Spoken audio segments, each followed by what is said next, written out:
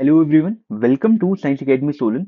आज की इस वीडियो में हम करेंगे एक नई लेक्चर सीरीज की स्टार्टिंग जिसका नाम है कंसेप्ट्स एंड क्वेश्चन। देखो यहाँ पे हम क्या करेंगे, हम यहाँ पे किसी भी चैप्टर के कुछ एक इंपॉर्टेंट कंसेप्ट्स देखेंगे और उसके बेसिस पे उसके जितने भी प्रीवियस ईयर क्वेश्चन आए हैं आपकी सीबीएसई 2025 तक के, हम उसको भी अटेम्प्ट करेंगे। तो यहाँ पे जो है हम थ्योरी को बहुत ज्यादा स्टडी नहीं करेंगे क्योंकि अब तो इतना टाइम भी नहीं बचा है। हमको तो क्या करना है, किसी भी चैप्टर के इंपॉर्टेंट कंसेप्ट सीखने हैं और उसके बेसिस पे सारे के सारे प्रीवियस ईयर क्वेश्चन को अटेम्प्ट करना है। क्यों? क्योंकि जो आपकी सीबीएसई के क्वेश्चंस होते हैं वो प्रीवियस ईयर से काफी ज्यादा रिलेटेड होते हैं, प्रीवियस ईयर क्वेश्चन से काफी ज्यादा रिलेटेड होते हैं। तो जो आगे आने वाले जितने भी बोर्ड है 2026 से आगे आने वाले जितने भी बोर्ड होंगे, उसके लिए आपके लिए लेक्चर सीरीज काफी ज्यादा इंपॉर्टेंट रहने वाली है। यहाँ पे जो हमने सबसे पहला चैप्टर आज पकड़ा है वो है केमिकल काइनेटिक्स। ये आपकी क्लास 12th की केमिस्ट्री का चैप्टर नंबर 3 है। और यहाँ पे जो हम लेक्चर 1 में पढ़ने वाले हैं वो है पहला concept, that is your rate of reaction. तो बेटा जिस भी बच्चे ने अभी तक कुछ भी नहीं पढ़ा है तो आप ये कंसेप्ट एंड क्वेश्चन की सीरीज से काफी कुछ सीख सकते हैं और बहुत अच्छे मार्क्स को स्कोर कर सकते हैं। तो चलिए इसको करना स्टार्ट करते हैं अपनी नेक्स्ट स्लाइड से। केमिकल काइनेटिक्स के चैप्टर का कंसेप्ट नंबर 1 हमारे पास आता है रेट ऑफ रिएक्शन। अब ये रेट ऑफ रिएक्शन क्या होता है, चलिए चेक करते हैं। देखो रेट ऑफ रिएक्शन की डेफिनेशन क्या होती है। The rate of reaction is defined as the change in concentration या फिर प्रेशर ऑफ रिएक्टेंट और प्रोडक्ट पर यूनिट टाइम। तो सुनना, समय के साथ में किसी की कंसंट्रेशन या फिर प्रेशर में जो चेंज आता है उसको आप क्या बोलते हैं, रेट ऑफ रिएक्शन। सुनना बात को ध्यान से, टाइम के साथ में, ठीक है, टाइम के साथ में किसी की कंसंट्रेशन या प्रेशर में जो चेंज आता है उसको आप क्या बोलते हो, रेट ऑफ रिएक्शन। तो उसका फॉर्मूला क्या बन जाता है, रेट ऑफ रिएक्शन में be defined as change in concentration या फिर चेंज इन प्रेशर, किसका बेटा, रिएक्टेंट या फिर प्रोडक्ट का, विद चेंज इन टाइम। अब देखो इसको एक्सप्लेन करने के लिए मैं आपको एक रिएक्शन कंसीडर करता हूं। तो मैंने क्या लिखा है यहाँ पे, कंसीडर ए रिएक्शन। तो मेरे पास क्या होता है, ये रिएक्टेंट है जो कि बिफोर रिएक्शन होता है और ये होता है प्रोडक्ट जो कि आफ्टर रिएक्शन बनता है। तो रिएक्टेंट है और प्रोडक्ट है, तो हमने रेट ऑफ रिएक्शन का क्या देखा था, change in concentration of reactant या फिर प्रोडक्ट। तो चेक करते हैं जरा चेंज को कैसे लिखते हैं। तो जब भी मुझे बेटा रेट ऑफ रिएक्शन लिखना होगा तो मैं क्या लिखूंगा, चेंज। तो चेंज को किससे रिप्रेजेंट करेंगे, चेंज को हम जो है, चेंज को अभी के लिए मैं आपको एक बात बता रहा हूं, चेंज को हम डी से रिप्रेजेंट करते हैं। तो मैं क्या लिखूंगा, change in concentration of reactant और चेंज इन टाइम। ये आपके पास हो गया रिएक्टेंट के लिए। और यहां पे क्या लिखेंगे, प्रोडक्ट के लिए कैसे लिखेंगे, change in concentration of product divide by change in time. तो ये आपने क्या लिख दिया, ये आपने लिख दिया रेट ऑफ रिएक्शन। सबसे पहले किसके लिए लिखा, रिएक्टेंट के लिए लिखा, फिर मैंने प्रोडक्ट के लिए लिखा। तो यहां पे क्या लिखा मैंने, चेंज इन कंसंट्रेशन, किसकी बेटा, रिएक्टेंट या फिर product, with change in time. तो मैंने रेट ऑफ रिएक्शन लिख दिया। रिएक्टेंट के लिए क्या लिखा, change in concentration of reactant with change in time, और बेटा change in concentration of product with change in time. I hope rate of reaction आपको समझ में आया होगा। लेकिन एक बात आप ऑब्जर्व करेंगे, आपके पास जैसे ही रिएक्शन स्टार्ट होती है, रिएक्टेंट आपका जो है वो कंज्यूम होना स्टार्ट हो गया है। तो जब ये कंज्यूम होगा तो इसकी कंसंट्रेशन डिक्रीज करेगी और धीरे धीरे करके आपका प्रोडक्ट जो है वो बढ़ने लगेगा। तो इसीलिए कंसंट्रेशन ऑफ प्रोडक्ट क्या करेगी, इंक्रीज करेगी। तो उसको हम रेट में कैसे बताते हैं, रेट ऑफ रिएक्शन में कैसे बताते हैं। देखो रेट ऑफ रिएक्शन में हम एक नेगेटिव का साइन लगाते हैं, नेगेटिव का साइन क्या इंडिकेट करता है कि आपका रिएक्टेंट जो है वो डिक्रीज कर रहा है। और बेटा प्रोडक्ट में क्या हो रहा है, प्रोडक्ट में तो कंसंट्रेशन बढ़ रही है। तो इसीलिए यहाँ पे या तो कोई साइन नहीं होता या फिर यहाँ पे प्लस साइन होता है, जो कि क्या इंडिकेट करता है कि यहाँ पे प्रोडक्ट की कंसंट्रेशन इंक्रीज हो रही है। तो आई होप ये वाली बात आपको समझ में आई होगी। ये बहुत ज्यादा इंपॉर्टेंट है, change in concentration of reactant with time, change in concentration of product with time, ये बहुत ज्यादा इंपॉर्टेंट है। दूसरा यहाँ पे ग्राफ है, देखो स्टार्टिंग में आप चेक करना, यहाँ पे मान लो आपके पास रिएक्टेंट जो है, रिएक्टेंट आपके पास एक मिल्क है। तो आपने क्या किया, दूध से दही बनाना है, मिल्क को आपने कर्ड में कन्वर्ट करना है, दही में कन्वर्ट करना है। तो आपको क्या करना है, मिल्क से जब कर्ड बनाना है तो आपको क्या करना है, धीरे धीरे करके, देखो स्टार्टिंग में तो क्या होगा, बहुत ज्यादा मिल्क होगा आपके पास, कंसंट्रेशन ऑफ रिएक्टेंट बहुत ज्यादा रही होगी। तो देखो स्टार्टिंग में क्या होगा, अगर मैं इसको ग्राफ आपको स्टार्टिंग से बताऊं तो मेरे पास यहाँ पे क्या है बेटा, ये कंसंट्रेशन है और ये आपके पास क्या है, ये आपके पास टाइम है। तो देखो स्टार्टिंग में क्या होगा, स्टार्टिंग में जो मिल्क होगा दैट इज योर रिएक्टेंट, उसकी कंसंट्रेशन बहुत ज्यादा है। तो मैं यहाँ पे क्या लिख देता हूँ, यहाँ पे रिएक्टेंट लिख देता हूँ। मैंने यहाँ पे क्या लिख दिया, कंसंट्रेशन ऑफ रिएक्टेंट है। और जब बेटा आपने दूध के अंदर दही नहीं डाली होगी तो आपका प्रोडक्ट स्टार्टिंग में क्या बना होगा, जीरो। तो जब तक दूध है बेटा, तब जब तक आपने दही इसमें नहीं डाली है तो आप तब तक आपका प्रोडक्ट जो है वो जीरो होगा। तो स्टार्टिंग में T is equal to zero का क्या मतलब है, जब रिएक्शन स्टार्ट ही नहीं हुई है। तो उस टाइम पे आपका प्रोडक्ट कितना बना होगा, 0 होगा। अब देखो, जैसे ही आपने इसके अंदर दही डाल दी या फिर कुछ भी खट्टा आपने डाल दिया, तो रिएक्टेंट जो है वो प्रोडक्ट में कन्वर्ट होना स्टार्ट हो गया। तो धीरे धीरे करके करके मिल्क की कंसंट्रेशन जो है वो डिक्रीज करिए और प्रोडक्ट की कंसंट्रेशन जो है वो इंक्रीज करिए। तो रिएक्टेंट मेरे पास क्या हो जाएगा, देखो रिएक्टेंट की जो कंसंट्रेशन है वो डिक्रीज हो जाएगी, ऐसे को करके डिक्रीज हो जाएगी। और जो प्रोडक्ट है, प्रोडक्ट की कंसंट्रेशन मेरे पास क्या हो जाएगी, इंक्रीज हो जाएगी। उसको मैं ब्लू पेन से बता रहा हूं, देखो ये प्रोडक्ट की कंसंट्रेशन धीरे धीरे करके इंक्रीज हो रही है। तो जिसकी कंसंट्रेशन डिक्रीज होती है दैट इज योर रिएक्टेंट, और जिसकी कंसंट्रेशन इंक्रीज होती है दैट इज योर प्रोडक्ट। तो इसीलिए जब ये डिक्रीज हो रहा था तो इसको नेगेटिव साइन से इंडिकेट किया, और जब ये इंक्रीज हो रहा था तो इसको पॉजिटिव साइन से इंडिकेट किया। तो आई होप पहला कंसेप्ट आपको अच्छे से समझ में आया होगा। नेक्स्ट हमने जो रेट पढ़ना है वो हमने पढ़ना है स्टाइशोमेट्री वाली रिएक्शन का। देखो हमारे पास 99% वो रिएक्शन होती है जिसमें स्टाइशोमेट्री होती है। अभी स्टाइशोमेट्री क्या होती है, देखो कंसीडर करो एक हमारे पास रिएक्शन है जिसमें आपका NH3 बन रहा है। इसको बोलते हैं हैबर प्रोसेस। हैबर प्रोसेस ये आपको पता होनी चाहिए। हैबर प्रोसेस में क्या होता है, नाइट्रोजन जो है वो 3H2 के साथ में रिएक्ट करता है और 2NH3 आपका प्रोडक्ट बन रहा होता है। अब देखो N2 के आगे जितने होते हैं वो उसकी स्टाइशोमेट्री है, तो N2 के आगे कितना है, कुछ भी नहीं है, तो मतलब 1 है। तो इसकी स्टाइशोमेट्री क्या है, गामा से रिप्रेजेंट करते हैं, दैट इज योर 1। अब देखो H2 के सामने क्या है, H2 के सामने 3 है, तो स्टाइशोमेट्री कितनी होगी, 3। और NH3 के सामने कितना है बेटा, 2 है, तो इसकी स्टाइशोमेट्री कितनी होगी, 2। तो जो भी एक बैलेंस केमिकल रिएक्शन में किसी भी रिएक्टेंट या प्रोडक्ट के आगे जो भी चीजें होती है उसको क्या बोलते हैं आप, स्टाइशोमेट्री बोलते हैं। तो बेटा हमको इन वाली रिएक्शंस का रेट ऑफ रिएक्शन को लिखना सीखना है। तो बेटा उनकी रिएक्शन को कैसे लिखते हैं आप, तो इसको कंसीडर करते हैं एक रिएक्शन। मैंने यहां पे क्या कंसीडर किया है, ए ये दोनों रिएक्टेंट है, सी ये दोनों प्रोडक्ट है। ए का स्टाइशोमेट्री है स्मॉल ए, बी का स्टाइशोमेट्री है स्मॉल बी, सी का स्टाइशोमेट्री है स्मॉल सी और डी का स्टाइशोमेट्री है स्मॉल डी। देखो बेटा इन रिएक्शंस को, जो स्टाइशोमेट्री वाली रिएक्शन होती है उसका रेट ऑफ रिएक्शन कैसे लिखते हैं, आओ मैं आपको बताना स्टार्ट करता हूं। तो बेटा इसका रेट ऑफ रिएक्शन हमेशा कैसे लिखते हैं, हम लिखते हैं rate of reaction is equal to, तो यहां पे क्या लिखेंगे बेटा, 1 अपॉन स्टाइशोमेट्री। हमेशा किसी भी रिएक्टेंट या प्रोडक्ट की स्टाइशोमेट्री को बाहर लिखते हैं, और क्या लिखेंगे, यहां पे लिखेंगे माइनस या फिर प्लस। ये क्या बताता है, माइनस होता है रिएक्टेंट के लिए और प्रोडक्ट होता है प्लस के लिए, प्लस होता है प्रोडक्ट के लिए। फिर क्या लिखते हैं, चेंज इन, या तो कंसंट्रेशन ऑफ रिएक्टेंट या फिर product with change in time. I hope ये वाली बात आपको समझ में आई होगी। अब देखो इस वाली चीज को ये मैंने यहीं पे लिख रखा है, और इसको देखना मैं कैसे बताता हूं आपको, रेट इस रिएक्शन के लिए कैसे लिखते हैं। तो चलो बेटा सबसे पहले मैं कंसीडर करता हूं कि ये एक एक्वस रिएक्शन है। एक्वस का क्या मतलब है, यहां पे भी एक्वस है, ये भी एक्वस है, ये भी एक्वस है और ये भी एक्वस है। और अगर एक्वस है तो इसमें क्या चेंज होगा, इसकी कंसंट्रेशन चेंज होगी। तो मैं यहां पे क्या लिखूंगा, अब देखो बेटा सुनना, मैंने क्या लिखा था, 1 अपॉन स्टाइशोमेट्री, फिर प्लस या minus change in concentration with change in time. तो सबसे पहले मैं ए के लिए लिखूंगा। अब देखो ए रिएक्टेंट है तो मैं इसको कैसे लिखूंगा, सबसे पहले इसकी स्टाइशोमेट्री क्या है, ए है, तो मैं क्या लिखूंगा, 1 अपॉन स्टाइशोमेट्री। अब यहां पे because it is a reactant तो मैंने यहां पे क्या लिखा, minus change in concentration of reactant divide by change in time. तो ये आपको ए के लिए आपने लिखना सीख लिया होगा। अब मैं आपको यही चीज जो है वो बी के लिए भी बताऊंगा। देखो सिमिलरली बी का भी क्या है, ये स्मॉल बी जो है इसकी स्टाइशोमेट्री है, तो मैं क्या लिखूंगा, इक्वल टू में 1 अपॉन बी। क्यों, क्योंकि जो स्टाइशोमेट्री वो तो 1 अपॉन में आता है, तो 1 अपॉन बी। यहाँ पे क्या आएगा, माइनस, क्यों, क्योंकि ये रिएक्टेंट है, change in concentration of reactant with change in time. I hope ये दोनों आपको समझ में आई होगी। अब देखो अगर मैं सी की बात करता हूं तो सी तो आपका प्रोडक्ट है, तो फिर से क्या आएगा, 1 अपॉन सी, और यहाँ पे change in concentration of reactant with change in time, और यहाँ पे बॉक्स आप जरूर बनाएंगे क्योंकि ये कंसंट्रेशन है। अब बेटा ये तो आपके पास प्रोडक्ट है, तो यहाँ पे क्या लग जाएगा, प्लस लग जाएगा, या फिर यहाँ पे कोई भी साइन नहीं होगा। और लास्ट बेटा डी के लिए भी क्या करेंगे, 1 अपॉन डी, फिर क्या लिखेंगे, change in concentration of D divide by change in time, और यहाँ पे प्लस होगा जो कि किसको इंडिकेट करेगा, प्रोडक्ट को इंडिकेट करेगा। तो ये वाली बात आपको समझ में आ गई होगी। अब देखो ये मैंने किसके लिए बताया, ये बताया एक्वस रिएक्शन के लिए। अब मान लो ये वाली जो रिएक्शन है ये एक गैसियस रिएक्शन है, गैसियस रिएक्शन जैसे कि ये भी हमारे पास एक गैसियस रिएक्शन है। तो मैंने यहाँ पे क्या लिखा, ए लिखा, यहाँ पे बी लिखा, और यहाँ पे सी लिखा, और यहाँ पे डी लिखा। यहाँ पे स्मॉल डी आएगा, यहाँ पे स्मॉल सी आएगा, यहाँ पे स्मॉल बी आएगा, और यहाँ पे स्मॉल ए आएगा। तो मान लो ये एक गैसियस रिएक्शन है, अब इसमें कंसंट्रेशन थोड़ी चेंज होगी। अब यहाँ पे ए बी सी और डी का क्या चेंज होगा, तो बेटा यहाँ पे इसका जो है वो प्रेशर चेंज होने वाला है। तो बिल्कुल डिट्टो, बाकी सब कुछ सेम है, बस यहाँ पे चेंज इन कंसंट्रेशन अब नहीं होगा, चेंज इन प्रेशर होगा। फॉर एग्जाम्पल इसके लिए अब मैं प्रेशर वाली टर्म को क्या लिखूंगा, क्योंकि मैंने रेट ऑफ रिएक्शन को बताया था ना, चेंज इन कंसंट्रेशन या फिर चेंज इन प्रेशर ऑफ किसका बेटा, रिएक्टेंट या फिर प्रोडक्ट। तो पहले हम ये कंसेप्ट सीखेंगे और फिर देखेंगे सीबीएसई में इनके बेसिस पे कौन कौन से क्वेश्चन हाई है। तो चलो इसको करना स्टार्ट करते हैं। प्रेशर के बेसिस पे कैसे लिखते हैं? तो बेटा मान लो ये सारी एक गैसियस रिएक्शन है, तो मैं क्या करूंगा, मैं सबसे पहले लिखूंगा स्टोइचियोमेट्री, तो मैंने लिखा 1/A, फिर यहाँ पे माइनस, फिर क्या लिखूंगा, change in pressure of A divide by change in time. ये बात आपको समझ में आ गई होगी।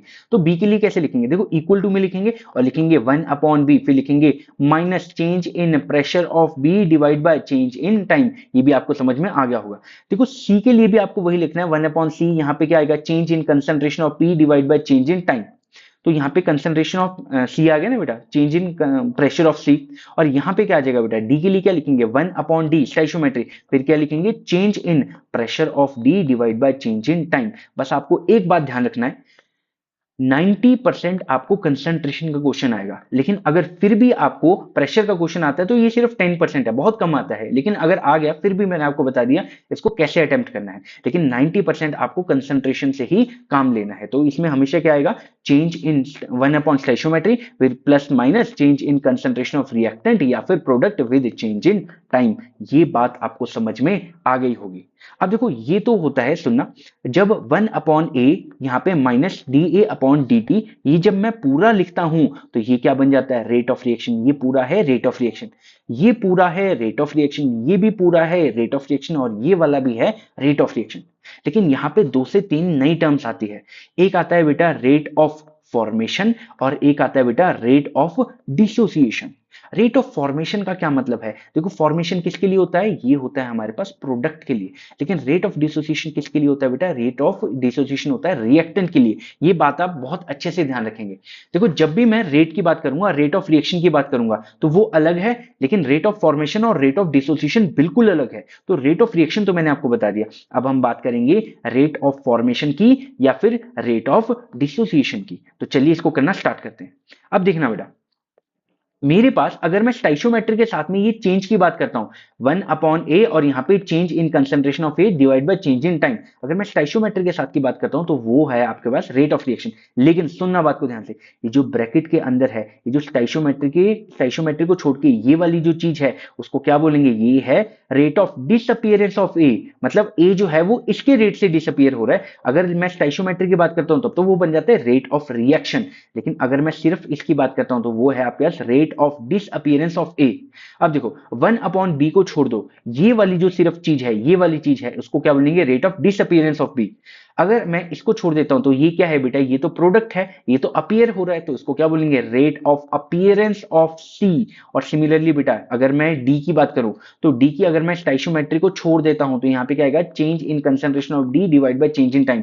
This is your rate of appearance of T. तो ये बात आपको समझ में आ गई होगी। तो सुनना, अगर मान लो मेरे पास ये एक रिएक्शन थी, तो कभी भी आपको पेपर में आएगा find the rate of reaction, तो आपको ये पूरा लेना है। लेकिन कभी भी आएगा find the rate of disappearance of A.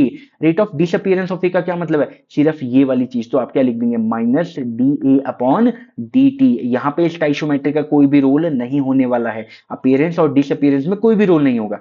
Similarly अगर मैं rate of disappearance of B की बात करता हूं तो आप क्या करेंगे, 1/B को हटा देंगे, सिर्फ ये वाली चीज चेक करो, यहां पे क्या आएगा, माइनस dB/dt आ जाएगा। ये बात आपको समझ में आ गई होगी। सिमिलरली रेट ऑफ अपीयरेंस का क्या मतलब है, 1/C को हटा दो, ये आपके पास क्या बन गई, रेट ऑफ अपीयरेंस ऑफ सी। अच्छा दूसरी बात, यहाँ पे 1/D को हटा दो और यहाँ पे क्या आ जाएगा, d यहाँ पे आ जाएगा dt। तो ये हमारे पास आता था rate of appearance and disappearance का कंसेप्ट है। अब इसके बेसिस पे हम पहले एक जनरल क्वेश्चन ले लेते हैं और फिर हम प्रीवियस ईयर क्वेश्चन करना स्टार्ट करते हैं। जैसे हमारे पास यहाँ पे एक हैबर प्रोसेस दी है, यहाँ पे बोला है N2 और यहाँ पे 3H2 दिया है और यहाँ पे 2NH3 दिया है। तो हमको सबसे पहले क्या लिखना है, रेट ऑफ रिएक्शन। देखो जब भी कभी रेट ऑफ अपीयरेंस हो, रेट ऑफ डिसअपियरेंस हो या फिर रेट ऑफ रिएक्शन हो, बेटा आपको हमेशा क्या लिखना होता है, रेट ऑफ रिएक्शन लिखना होता है।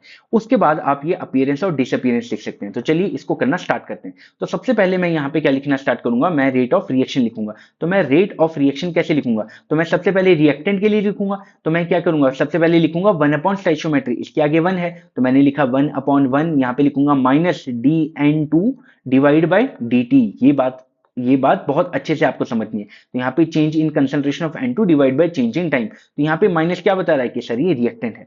सिमिलरली अब मैं यही बात N2 के लिए लिखूंगा, तो मैं यहाँ पे क्या लिख दूं, सुनना, मैं यहाँ पे लिख दूंगा 1 अपॉन स्टाइशियोमेट्री 1/3, क्योंकि ये है तो ये इसका क्या है बेटा, स्टाइशियोमेट्री, तो मैंने लिख दिया 1/3। अब यहाँ पे क्या लिखूंगा, क्योंकि रिएक्टेंट है तो मैं लगा दूंगा माइनस, ठीक है, तो minus change in concentration of H2 divide by change in time, तो ये आपने जो है वो बॉक्स में बंद कर दिया, क्योंकि ये कंसंट्रेशन है, कंसंट्रेशन को बॉक्स से रिप्रेजेंट करते हैं। सिमिलरली अगर मैं NH3 की बात करता हूं, तो NH3 तो प्रोडक्ट है, तो मैं यहाँ पे लिखूंगा 1/2 और यहाँ पे लिख देंगे change in concentration of NH3, change in concentration of NH3 divide by change in time. ये भी काफी इंपॉर्टेंट बात थी। तो ये आपने क्या लिख दिया बेटा, ये लिख दिया आपने रेट ऑफ रिएक्शन, जो कि किसके साथ में आता है बेटा, 1 अपॉन स्टाइशियोमेट्री के साथ में आता है। माइनस क्या इंडिकेट करता है, डिक्रीज इन कंसंट्रेशन, और प्लस क्या इंडिकेट करता है, इंक्रीज इन कंसंट्रेशन। अब बात कर रहा है सर ये रेट ऑफ डिसोसिएशन पूछ रहा है। रेट ऑफ डिसोसिएशन का क्या मतलब है, स्टाइशियोमेट्री को छोड़ के ये वाली जो चीज है ये आपके पास है रेट ऑफ डिसोसिएशन। तो मैं यहाँ पे क्या लिख दूंगा, मैं यहाँ पे लिख दूंगा minus dN2 divide by dt, this is your rate of dissociation of N2। Next ये बोल रहा है बेटा rate of dissociation of H2, H2 का रेट ऑफ डिसोसिएशन निकालना है, तो ये स्टाइशियोमेट्री को छोड़ के ये वाली जो चीज है this is your rate of dissociation of H2। तो सुनना, मैं लिख देता हूं यहाँ पे चेंज इन, यहाँ पे H2 divide by change in time, ये भी आपने लिख दिया। और लास्ट बेटा आपको क्या लिखना है, रेट ऑफ एसोसिएशन या फिर रेट ऑफ फॉर्मेशन भी बोलते हैं इसको, रेट ऑफ एसोसिएशन या rate of formation of NH3, तो उसको क्या लिखेंगे, बस 1/2 को छोड़ देंगे, बाकी ये वाली चीज क्या हो जाएगी आपकी रेट ऑफ फॉर्मेशन या फिर रेट ऑफ एसोसिएशन। तो यहाँ पे change in NH3, change in NH3 divide by change in time. तो ये वाली बात आपको समझ में आ गई होगी, ये और रेट ऑफ रिएक्शन भी काफी इंपॉर्टेंट है। सबसे पहला हमारे पास जो क्वेश्चन है वो है CBSE 2023 का। तो ये क्या बोल रहा है, for the reaction 3A give rise to 2B, rate of reaction ये इज इक्वल टू, तो बेटा हमको ये निकालना है। अब देखो ये क्या है, ये प्रोडक्ट हमारे पास है, तो हमको क्या निकालना है, रेट ऑफ फॉर्मेशन निकालना है। तो मैंने आपको पहले भी बताया था, जब भी हमारे पास कोई भी रिएक्शन दी होती है, हमें रेट ऑफ अपीयरेंस या डिसअपीयरेंस निकालना होगा। कभी भी अगर ये फ्यूचर में भी क्वेश्चन आता है, नेक्स्ट आपके आने वाले पेपर में अगर ये क्वेश्चन आता है, तो आपको कैसे अटेम्प्ट करना है। देखो ये वाले क्वेश्चन तो रिपीट नहीं करेंगे, लेकिन जितने भी मैं आपको क्वेश्चन करवाऊंगा उसमें आपको ये कंसेप्ट सीखना है कि आगे अगर हमें ये क्वेश्चन नया आता है तो हम उसको कैसे अप्रोच करेंगे। तो चलिए इसको करना स्टार्ट करते हैं। तो सबसे पहले हम रिएक्शन देख लेते हैं। रिएक्शन है हमारे पास 3A give rise to 2B, तो हमारे पास ये रिएक्शन है। नेक्स्ट हमको जो चीज लिखनी है वो है हमको रेट ऑफ रिएक्शन लिखना है। तो रेट ऑफ रिएक्शन क्या होता है बेटा, रेट ऑफ रिएक्शन होता है 1 अपॉन स्टाइशियोमेट्री, फिर हम लिखेंगे minus change in concentration of reactant, और यहाँ पे चेंज इन टाइम ये लिख दिया आपने। और यहाँ पे क्या लिखेंगे, 1 अपॉन स्टाइशियोमेट्री 1/2, और यहाँ पे लिखेंगे change in concentration of product with change in time, यहाँ पे क्या आ जाएगा, dt आ जाएगा। तो ये आपने लिख दिया। अब आपने देखो इतना लिख लिया, अब आपको निकालना क्या है, आपको निकालना है dB अपॉन dt। तो आपको dB अपॉन dt कैसे निकलेगा, इस 2 को तो कुछ करना पड़ेगा, तो 2 को क्या करूंगा, मैं क्रॉस मल्टीप्लाई कर दूंगा। तो मैं यहाँ पे क्या करूंगा, मैं निकालूंगा dB अपॉन dt, मतलब हमको क्या निकालना है, rate of formation, rate of formation of किसका, ऑफ बी का निकालना है, that is your dB upon dt। तुम मुझे 2 का कुछ करना पड़ेगा, तो मैं 2 को क्या कर दूंगा, क्रॉस मल्टीप्लाई कर दूंगा। तो यहाँ पे इक्वल टू में क्या चल जाएगा, तो जब बेटा ये 2 इधर चल जाएगा तो 2/3 आ जाएगा। देखो 2 को मैं क्रॉस मल्टीप्लाई करूंगा, 2 वन सा कितना बन जाएगा, ये 2 बन जाएगा। और यहाँ पे क्या लिख दूंगा, change in concentration of B divide by change in time, तो यहाँ पे लिखूंगा माइनस DA अपॉन dt। तो आपका आंसर कौन सा रहा भाई, यहाँ पे माइनस वाला आंसर आएगा। तो यहाँ पे 2/3, यहाँ पे DA अपॉन dt है, लेकिन कौन सा है, माइनस वाला है। तो इसका आंसर क्या होना था, इसका आंसर बी होना था। अगला क्वेश्चन जो हमारे पास आ रहा है वो आपके पास CBSE 2021-22 का क्वेश्चन है। ये आपका 2 नंबर का क्वेश्चन था, और वहां पे एक एक नंबर के ये 2 क्वेश्चन थे। तो चलिए ये क्या बोल रहा है, in the given reaction N2 3H2 और यहाँ पे 2NH3। देखो जब यहाँ से क्वेश्चन आता है तो आपका काफी बारी सिर्फ यही वाला रिएक्शन आ जाती है, आपकी हेबर प्रोसेस। तो यहाँ पे हेबर प्रोसेस में क्या होता है, यहाँ पे N2 और यहाँ पे 3H2 और गिव राइज टू यहाँ पे बन जाता है 2NH3। अब तुमने यहाँ पे बोला क्या, the rate of formation of NH3, आपको क्या दिया है, ये दिया है। तो रेट ऑफ फॉर्मेशन का अभी देखते हैं कैसे लिखते हैं। अब आपको क्या निकालना है, रेट ऑफ रिएक्शन और rate of disappearance of H2। तो बेटा जब भी कभी रेट ऑफ अपीयरेंस डिसअपीयरेंस की बात होती है, सबसे पहले मैंने आपको क्या बोला था, क्या करेंगे, सबसे पहले आप रिएक्शन लिखेंगे N2 और यहाँ पे 3H2, यहाँ पे N2 और यहाँ पे 3H2 give rise to 2NH3, ये आपने लिख दिया। अब आप लिखेंगे rate of reaction, rate of reaction को कैसे लिखेंगे बेटा, तो सबसे पहले N2 के लिए लिखेंगे ना, तो यहाँ पे माइनस का d, यहाँ पे N2 डिवाइड बाय dt आ जाएगा। सबसे पहले आपने ये लिख लिया। अब आप किसके लिए लिखेंगे, H2 के लिए, तो यहाँ पे 1 अपॉन स्टाइशियोमेट्री, यहाँ पे माइनस माइनस का D H two divide by D T, ये आपने किसके लिए लिख लिया, एच टू के लिए। अब आपको किसके लिए लिखना है बेटा, एनएच थ्री के लिए। एनएच थ्री के लिए क्या होगा, 1/2, यहाँ पे change in concentration of NH three divide by change in time. ये वाली बात आपको समझ में आ गई होगी। अब आपको क्या निकालना है, रेट ऑफ रिएक्शन। पहले देखते हैं दिया क्या है। आपको दिया है rate of formation of NH three. Rate of formation का क्या मतलब है, अगर बोला होता है रेट ऑफ रिएक्शन तो वो तो आपका ये वाली चीज थी, लेकिन वो तो आपको निकालना है। लेकिन आपको दिया है rate of formation of NH three, तो हमारे पास क्या दिया है बेटा, आपको गिवन है। गिवन क्या है, गिवन हमारे पास है डी अपॉन डी टी, यहाँ पे एन एच थ्री, और ये आपको दिया है बेटा 3.6 इंटू 10⁻⁻⁴ मोल लीटर इनवर्स सेकेंड इनवर्स, तो ये आपको देके रखा है। अब आपको क्या निकालना है, रेट ऑफ रिएक्शन। तो बेटा रेट ऑफ रिएक्शन को ऐसे भी तो लिख सकते हैं, तो मैं क्या लिखूंगा, ये आपके पास गिवन है, मैं उसको 1/2 से डिवाइड कर दूंगा। तो सबसे पहले हम क्या निकालेंगे, रेट ऑफ रिएक्शन।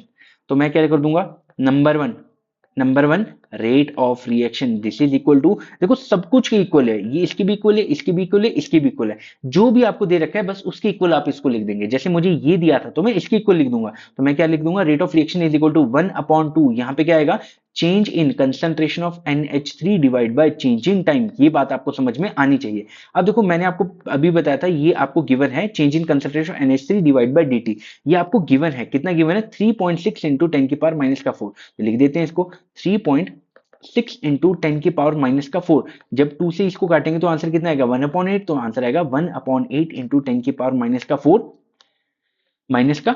तो ये वाली बात आपको समझ में आनी चाहिए। तो इसकी यूनिट क्या होगी बेटा, यूनिट वही होगी जो इसकी थी, ठीक है। तो यहाँ पे यूनिट क्या थी इसकी, यहाँ पे थी मोल लीटर इनवर्स सेकेंड इनवर्स। आपको बेटा यूनिट जरूर लिखनी पड़ेगी। यूनिट इसीलिए लिखनी पड़ेगी क्योंकि इससे नंबर करते हैं आपके, ठीक है। तो ये पहला आपको आ गया रेट ऑफ रिएक्शन। नेक्स्ट हमको करना है बेटा rate of disappearance of H2। अब बेटा सुनना, रेट ऑफ रिएक्शन तो हमने निकाल लिया, अब हमको क्या निकालना है, रेट ऑफ डिसअपीयरेंस, मतलब मुझे ये वाली चीज निकालनी है। तो इसको करने का क्या तरीका होता है, देखो बेटा जो दिया होता है, ये हमको NH3 दिया है, जो दिया होता है और जो निकालना होता है वो उन दोनों को इक्वल रखेंगे। जैसे हमको H2 जो है वो निकालना है और NH3 जो है वो दिया है, तो अब हमको इन दोनों को इक्वल रखना है। तो कैसे रखेंगे बेटा, तो देखना जरा। देखो हमारे पास नंबर 2 जो है, देखो हमारे पास H2 की कितनी स्टोइकियोमेट्री थी, H2 की थी 3, और यहाँ पे आएगा change in concentration of H2, यहाँ पे करेंगे concentration of H2 divide by, यहाँ पे आ जाएगा dt, और यहाँ पे क्या आ जाएगा 1/, यहाँ पे माइनस था, और यहाँ पे 1/2, यहाँ पे change in concentration of NH3 divide bye dt, ये वाली बात है। अब आपको क्या निकालना था, rate of disappearance of H2। अगर आपने क्वेश्चन देखा हो तो rate of disappearance of H2 का क्या मतलब है, सिर्फ ये वाली चीज, मतलब 3 का कुछ करना पड़ेगा। 3 का क्या करना पड़ेगा, 3 को क्रॉस मल्टीप्लाई करना पड़ेगा, तो हमारे पास आ जाएगा माइनस का DH2 divide by DH2 divide by, यहाँ पे आ जाएगा dt, और यहाँ पे कितना आ जाएगा 3/2 मल्टीप्लाई बाय। अब आपको rate of appearance of NH3 दिया था, और वो कितना दिया था बेटा, याद करो 3.6 into 10⁻⁴ mole litre inverse second inverse. अब देखो 2 से जब आप इसको काटेंगे तो 1/8 आंसर आएगा, और जब आप 1/8 को 3 से मल्टीप्लाई करेंगे तो आपका आंसर कितना आएगा, आप इसको मल्टीप्लाई करेंगे और आपका आंसर आएगा 5.4 into 10⁻⁴ mole litre inverse second inverse, ठीक है, मोल लीटर इनवर्स सेकेंड इनवर्स। तो ये आपका दूसरा आंसर आ गया। तो बस इतना सा आपको करना था, ठीक है, और आपको पूरे 2 नंबर इसमें मिल जाने थे। देखो ये इस चैप्टर का काफी फेमस क्वेश्चन है, ये आपके सीबीएसई की बात नहीं कर रहा हूं मैं, ये आपका कोई भी बोर्ड हो आपका, कोई भी स्टेट बोर्ड भी हो, या फिर आपके पास नीट हो, या फिर आपके पास जेई हो, ये वाले क्वेश्चन हर जगह पे काफी ज्यादा फेमस है। तो इन क्वेश्चन को आपको सीखना बहुत अच्छे से है। अगला क्वेश्चन हमारे पास सीबीएसई 2020 का है। तो यहाँ पे भी सेम डिटो ऐसा ही क्वेश्चन है। तो यहाँ पे लिखा है for a given reaction A+3B give rise to 2C, rate of formation of C आपको दी के रखा है 2.5 into 10⁻⁴ mole litre inverse second inverse. आपको क्या बोला है, रेट ऑफ रिएक्शन और rate of disappearance of B. फिर से वही काम करना है। देखो सबसे पहले आप इस वीडियो को यहीं पे पॉज करेंगे, और इसको जो है पहले आप मुझसे पहले सॉल्व करेंगे, और फिर आप जाके सॉल्यूशन देखेंगे। तो आई होप ये आपने कर लिया होगा, और मैं इसको अब करना स्टार्ट करता हूं। तो बेटा सबसे पहले मैंने आपको क्या बोला था, सबसे पहले आप इसकी रिएक्शन लिखेंगे। तो मैंने लिख दिया A+3B गिव राइज टू, यहाँ पे लिख देंगे 2C, यहाँ पे लिख देंगे 2C। अब सबसे पहले क्या लिखेंगे, आप इसका रेट ऑफ रिएक्शन लिखेंगे। तो रेट ऑफ रिएक्शन कैसे लिखेंगे, ये रिएक्टेंट है तो मैं लिखूंगा 1/1, स्टोइकियोमेट्री 1 है इसकी, तो यहाँ पे minus D A upon D T. तो ये आपने लिख दिया। उसके बाद क्या लिखेंगे, बी के लिए भी लिखेंगे, तो 1/b मतलब 3, और यहाँ पे लिख देंगे change in concentration of B divide by change in time, लेकिन यहाँ पे माइनस का साइन लगाएंगे। सिमिलरली बेटा प्रोडक्ट के लिए क्या लिखेंगे, 1/2, क्योंकि स्टोइचियोमेट्री है, तो 1/2 यहाँ पे D C upon D T. तो ये आपने लिख दिया रेट ऑफ रिएक्शन। सबसे पहले आपको क्या निकालना है, रेट ऑफ रिएक्शन। देखो आपको दिया क्या है, आपको गिवन क्या है बेटा, आपको गिवन जो है वो है आपको rate of formation of C. उसका क्या मतलब है, D C upon D T. Rate of formation का क्या मतलब है, देखो अगर स्टोइचियोमेट्री के साथ की बात है तो ये दे रखता, लेकिन अगर आपको रेट ऑफ फॉर्मेशन की बात कर रहा है या रेट ऑफ डिसोसिएशन की बात कर रहा है, तो बस आपको change in concentration with change in time, इसको बोलते हैं रेट ऑफ फॉर्मेशन या डिसोसिएशन। तो रेट ऑफ फॉर्मेशन ऑफ सी का क्या मतलब है, ये आपको दे के रखा है 2.5 into 10⁻⁴ mole litre inverse second inverse. ये बात आपको समझ में आ गई होगी। तो सबसे पहले आपको क्या निकालना है, सबसे पहले आपको निकालना है रेट ऑफ रिएक्शन। तो रेट ऑफ रिएक्शन में क्या है, ये आपको गिवन है, तो मैं इसको लिख दूंगा रेट ऑफ रिएक्शन के बराबर। तो मैं क्या लिख दूंगा यहाँ पे, मैं लिख दूंगा 1/2 मल्टीप्लाई बाय, ये लिख देंगे ना, तो यहाँ पे D C upon D T, तो ये ब्रैकेट में बंद हो जाएगा। तो बेटा इसकी वैल्यू गिवन है 1/2, इस पूरे की कितनी वैल्यू, इस पूरे की जो वैल्यू गिवन है वो है 2.5 इंटू 10⁻⁴। तो जब आप इसको सॉल्व करेंगे इसका आंसर कितना आएगा, इसका आंसर आप यहाँ पे खुद लिखेंगे, और इसका आंसर है 1.25 इंटू 10⁻⁴। तो ये आपके पास आ गया इसका आंसर। अगला पार्ट हमारे पास बोल रहा है rate of disappearance of B आपको निकालना है। Rate of disappearance of B का क्या मतलब है, आपको सिर्फ ये वाली चीज निकालनी है। तो मैंने आपको बोला था जब भी रेट ऑफ अपीयरेंस डिसअपीयरेंस निकालना है तो उसके लिए क्या करना होता है, जो आपको गिवन है, दैट इज मेरे पास सी गिवन है, तो एक तो इसको और जो आपको निकालना है उसको, उन दोनों को हम बराबर रख देंगे। तो यहाँ पे दोनों को इक्वल रख देंगे। तो यहाँ पे जो सेकंड पार्ट हमारे पास आ रहा है, सेकंड पार्ट, तो उसमें क्या करूंगा, 1/3 यहाँ पे D B upon D T आ जाएगा, और यहाँ पे माइनस का साइन, और इक्वल टू यहाँ पे आ जाएगा 1/2 यहाँ पे D C upon D T आ जाएगा। ठीक है जी, इतना हमारे पास हो गया। हमको पूछा है बेटा रेट ऑफ डिसअपीयरेंस, तो डिसअपीयरेंस का क्या मतलब है, सिर्फ ये चीज हमको निकालनी है। तो 3 का कुछ करना पड़ेगा, तो 3 को क्या करेंगे, क्रॉस मल्टीप्लाई कर देंगे फिर से। देखो आप खुद चेक करो, जो 2020 में क्वेश्चन आया वही 2021 और 22 में भी आया। तो मतलब ये वाले क्वेश्चन जो होते हैं वो रिपीट करते हैं। तो जो आज हम क्वेश्चन पढ़ रहे हैं वो हो सकता है आगे भी आपको आए, तो इन क्वेश्चन को आप बहुत अच्छे से सीखेंगे। तो यहाँ पे क्या आएगा, D B upon D T आ जाएगा, यहाँ पे माइनस का साइन, दैट इज माइनस का साइन क्या बता रहा है, रेट ऑफ डिसअपीयरेंस। तो इक्वल टू में अब ये 3 का क्या करेंगे, 3 को क्रॉस मल्टीप्लाई कर देंगे, तो 3/2 मल्टीप्लाई बाय यहाँ पे कितना आ जाएगा, D C upon D T, और उसकी वैल्यू कितनी दी है बेटा, उसकी वैल्यू आपको देके रखिए 2.5 इंटू 10⁻⁴। तो यहाँ पे लिख दूंगा 2.5 इंटू 10⁻⁴। तो बेटा जब आपने इसको सॉल्व किया था तो आंसर कितना आया था, 1.25 इंटू 10⁻⁴। और यहाँ पे जब आप फर्दर इसको मल्टीप्लाई करेंगे तो आपका जो पूरा आंसर है वो आपके पास आएगा 3.75 3.75 इंटू 10⁻⁴ और मोल लीटर इनवर्स सेकंड इनवर्स। तो ये आपका सेकंड क्वेश्चन था, जो कि ये आपको मतलब नेक्स्ट क्वेश्चन था जो कि काफी इंपॉर्टेंट था। देखो ऐसा ही क्वेश्चन हमारे पास 2018 में और आया था। ये बोल रहा है फॉर द रिएक्शन, ये आपके पास रिएक्शन है, द रेट ऑफ फॉर्मेशन, आपको रेट ऑफ फॉर्मेशन बोला है, और calculate the rate of disappearance of N2O5। तो मैंने आपको पहले ही बताया था इस रिएक्शन के लिए सबसे पहले क्या लिखेंगे, रेट ऑफ रिएक्शन। तो मेरे करने से पहले आप इसको करेंगे, तो आपने इसको कर लिया होगा। तो चलिए इसको करना स्टार्ट करते हैं। तो यहाँ पे सबसे पहले मैं यहाँ पे क्या लिखूंगा, रेट ऑफ रिएक्शन लिखूंगा। तो रेट ऑफ रिएक्शन को कैसे लिखते हैं बेटा, रेट ऑफ रिएक्शन को लिखते हैं सबसे पहले रिएक्टेंट के लिए, तो मैं लिखूंगा 1/2 यहाँ पे आएगा minus D N2O5 divide by D T, ये हो गया आपके पास। उसके बाद मैं किसके लिए लूंगा, प्रोडक्ट के लिए, क्योंकि ये दोनों प्रोडक्ट है तो यहाँ पे क्या आएगा, प्लस आएगा। तो यहाँ पे आएगा 1/4 यहाँ पे D N O divide by D T, तो क्योंकि ये कंसंट्रेशन होता है मैं बॉक्स में बंद करूंगा, और यहाँ पे कितना आएगा, यहाँ पे 1/1 यहाँ पे DO2 divide by D T. तो ये वाली बात आपको समझ में आ गई होगी। नेक्स्ट आपको बोल रहा है the rate of formation of N2O। N2O का जो रेट ऑफ फॉर्मेशन, मतलब ये वाली चीज आपको देके रखी है, कितना है 2.8। तो आपको गिवन क्या है बेटा, सुनना, आपको जो गिवन है वो गिवन जो है वो है D N O divide by D T, और गिव इक्वल टू आपके पास है 2.8 इंटू 10⁻³ मोलैरिटी सेकंड इनवर्स। अब आपको क्या बोला है बेटा कैलकुलेट करने को, calculate the rate of disappearance of N2O5। तो आपको क्या निकालना है बेटा, ये निकालना है और ये आपको दिया है। तो मैंने आपको बोला था जब भी आपको कुछ ऐसे करके निकालना होता है, जो दिया होता है उसको इक्वल लिखते हैं किसके बेटा, जो निकालना होता है। तो मैं इनको लिख दूंगा, तो यहाँ पे क्या लिख दूंगा, मैं यहाँ पे लिख दूंगा 1/2 यहाँ पे minus DN2O5 divide by dt। देखो ये आपको ना बार बार लिखना होता है। आपको लग रहा होगा कि ये तो मैं डायरेक्ट भी कर सकता हूँ, लेकिन ये आपको बार बार लिखना पड़ेगा, क्योंकि बोर्ड्स में आपको नंबर तभी मिलते हैं जब आप अच्छा खासा यहाँ पे लिखते हैं। ये कोई नीट और जेई वाली बात नहीं है जो कि आपने डायरेक्ट कर दिया। अब देखो आपको ये निकालना है, तो इसको कैसे निकालेंगे, टू को कुछ करना पड़ेगा, तो टू को हम क्रॉस मल्टीप्लाई कर देंगे। तो हमारे पास कितना आ जाएगा, 2/4। यहाँ पे आ जाएगा 2/4 मल्टीप्लाई बाय 2.8 इंटू 10⁻³ आ जाएगा। ठीक है, अच्छा 2 से इसको काटेंगे, 2 मतलब 2, 2 से, और यहाँ पे 2, यहाँ पे कितना आ जाएगा 1.4। तो आंसर कितना आएगा बेटा हमारे पास, आंसर आएगा 1.4 into 10⁻³ molarity second inverse. Molarity second inverse. तो ये भी था हमारा वही क्वेश्चन जो कि रेट के ऊपर डिपेंडेंट था। इस वीडियो में इतना ही। वीडियो अच्छी लगी हो तो लाइक करें, अपने फ्रेंड्स के साथ में शेयर करें, इस चैनल को सब्सक्राइब करें। Thank you so much.